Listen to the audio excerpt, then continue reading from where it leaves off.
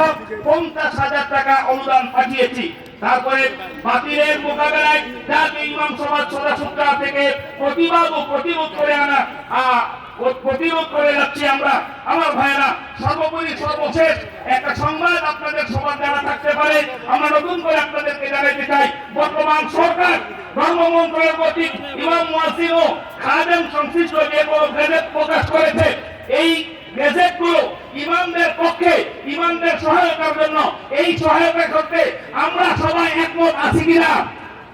মাশাআল্লাহ, আলহামদুলিল্লাহ, আমাদের খতিবুল উম্মাহ চলে আসছেন।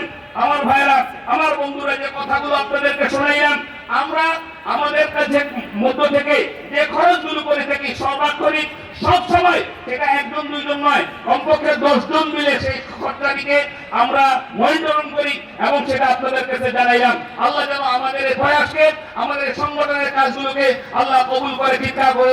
আমিন। আলহামদুলিল্লাহ, এ পর্যায়ে সংক্ষিপ্ত আকারে